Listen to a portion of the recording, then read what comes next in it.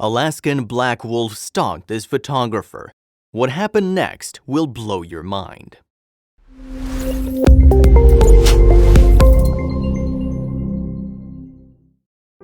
When most people think of a wolf, they often think of the villainous canine which stalked characters in the popular fairy tales about Little Red Riding Hood and the Three Little Pigs. The wolf is often a symbol of courage and ferocity, and feared for its nocturnal hunting tactics, stalking and killing its prey at a time of significantly lower visibility. In one Alaskan city, however, one wolf proved to be anything but threatening as it approached Juneau through the lens of photographer Nick Jans.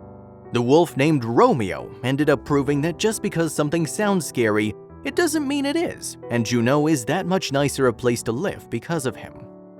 Of the most dangerous animals in the wild, wolves often rank extremely high. The ferocious canine often prowls forest, blending in with the night as its stealth makes it just as dangerous as the bear. What you might not realize is that the wolf is often only dangerous if it's hungry or feels threatened, or if you happen to invade its territory. The average dog, considered man's best friend, is actually a distant relative of the wolf and just as dangerous. When Nick Jans's dog met one, it worried him. In 2003, photographer Nick Jans had been sitting on his front porch in Juneau when he'd spotted something in the distance made him nervous. There were wolf tracks on the ice, something he recognized from his days as a hunter. His dog Dakota had also spotted the wild predator, deftly escaped her collar, and ran out to meet it.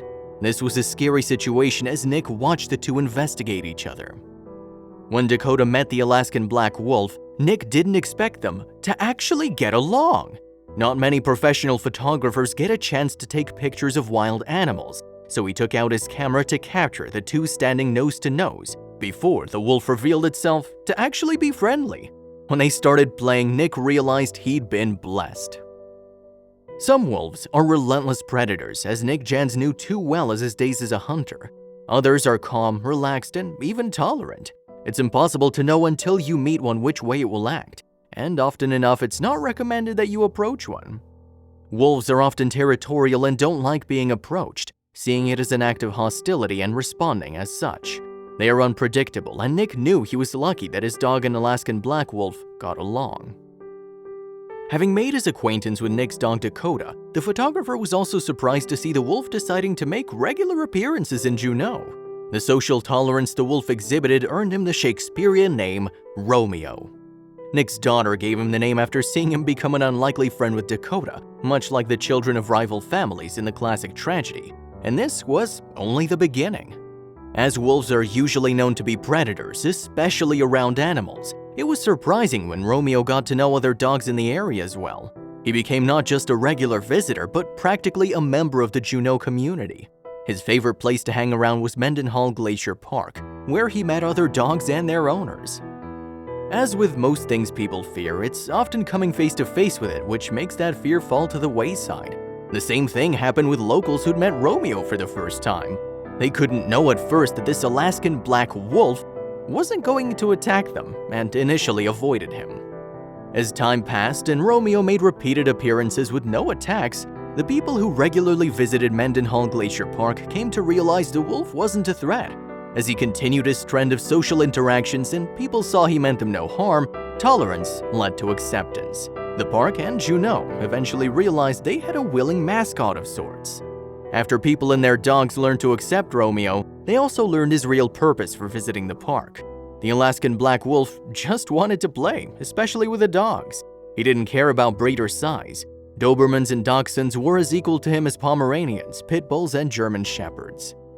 Romeo didn't limit his playful nature to just other dogs, of course. He often liked to play fetch, very unlike the fierce nature of predators. He'd often come out of the forest with toys he wanted the Juneau locals to throw for him.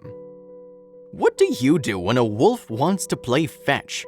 You most likely do the same thing the Mendenhall Glacier Park visitors did. You oblige.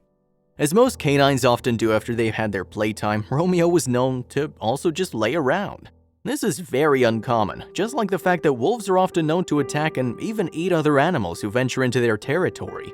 Not play with them like this Alaskan black wolf did. As expected, when people from other areas came to visit Mendenhall Glacier Park, they often kept their distance.